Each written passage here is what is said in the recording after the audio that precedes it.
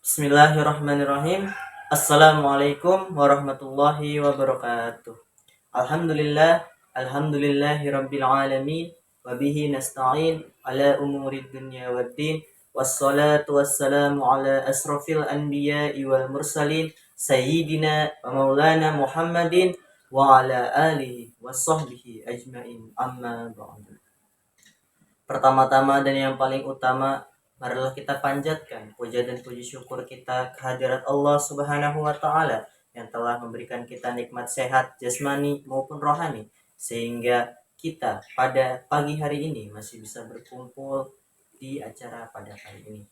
Salawat bertangkaikan salam marilah kita lantunkan kepada junjungan baginda kita yakni Habibina wa Syafi'ina wa Maulana Muhammadin Sallallahu alaihi wasallam yang telah membawa kita umatnya dari zaman jahiliyah hingga zaman Islamiyah seperti saat sekarang ini.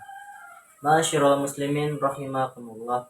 Pada kesempatan kali ini saya akan menyampaikan tausiah bertemakan mencintai Nabi Muhammad Sallallahu alaihi wasallam.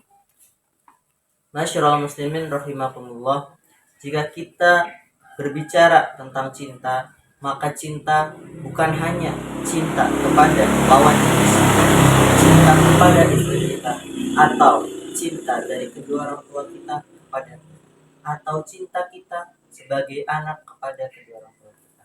Namun, jika kita berbicara hakikatnya cinta, cinta yang paling tinggi ialah cinta kepada Allah Subhanahu wa taala dan juga Rasul Muhammad sallallahu alaihi wasallam.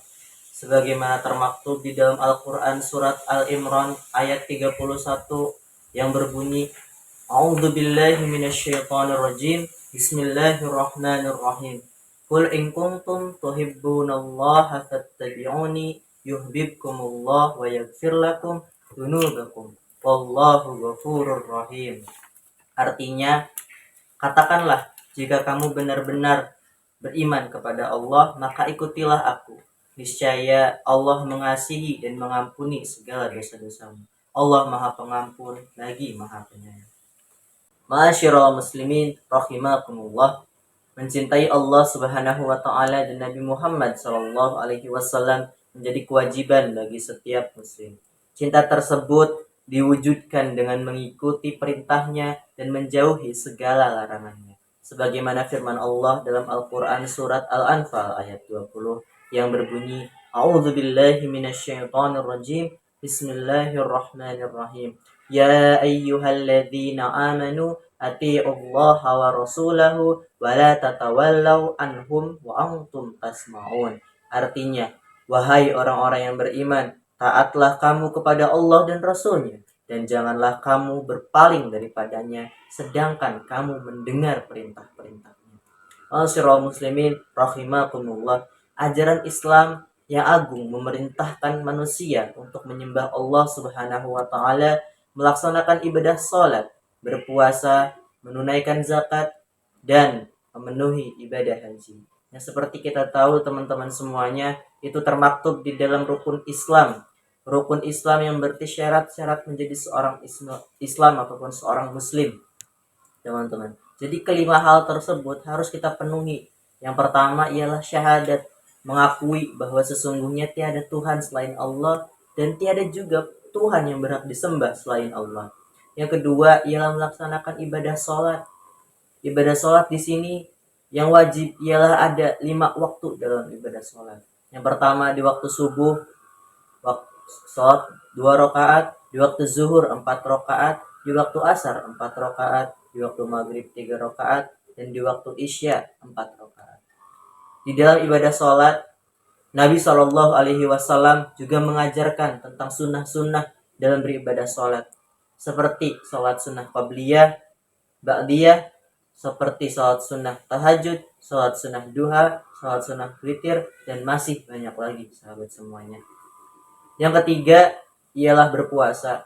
Kita sebagai seorang muslim diwajibkan berpuasa pada bulan Ramadan, dan bukan hanya wajibnya saja yang diajarkan oleh Rasulullah Shallallahu Alaihi Wasallam, juga mengajarkan untuk beribadah puasa di hari Senin dan Kamis, sebagaimana yang beliau terapkan kepada dirinya dan para sahabat pada masanya, dan hingga kita sampai saat ini teman-teman.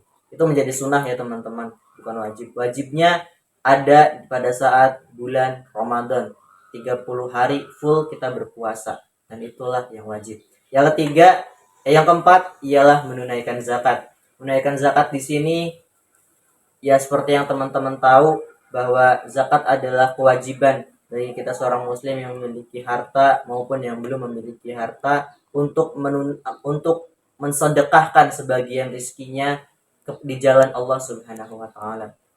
Yang kelima ialah ibadah haji. Haji ini tidak diberatkan kepada seseorang yang hanya memiliki harta saja, teman-teman. Jika memang kita memiliki kemauan, jika memang kita memiliki keinginan untuk beribadah haji, niscaya Allah akan memudahkan berapapun biayanya, berapapun tanggung jawab yang akan diemban nanti. Insya Allah, Allah mudahkan sahabat semuanya. Tidak hanya itu, akhlak Nabi Muhammad Shallallahu Alaihi Wasallam juga hendaklah ditiru dalam kehidupan sehari-hari sebagai seorang muslim.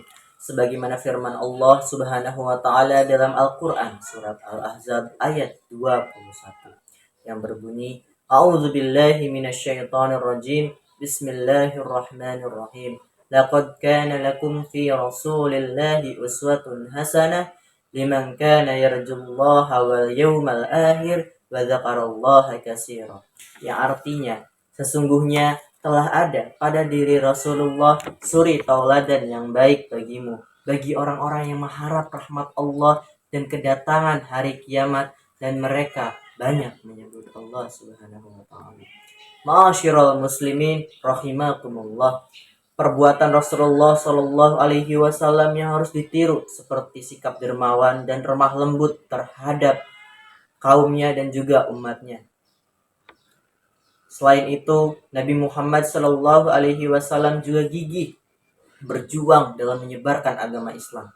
Sudah sepatutnya kita sebagai generasi muda memiliki semangat yang sama seperti Rasulullah Shallallahu Alaihi Wasallam dalam berjuang di jalan Allah Subhanahu Wa Taala dan berjuang untuk kemudian menyerukan kebaikan, mencegah daripada yang mungkar kepada semua orang, baik kaum muslimin maupun kaum di luar muslim.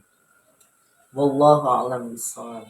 Mungkin itu saja yang dapat saya sampaikan. Kurang dan lebihnya mohon maaf. Kekurangan murni datangnya dari diri saya, dan kelebihan itu hanya datanglah dari Allah Subhanahu wa taala. Akhirul kalam, billahi taufiq wal hidayah. Saya Muhammad Syafril Al-Fariji pamit undur diri. Wassalamualaikum warahmatullahi wabarakatuh.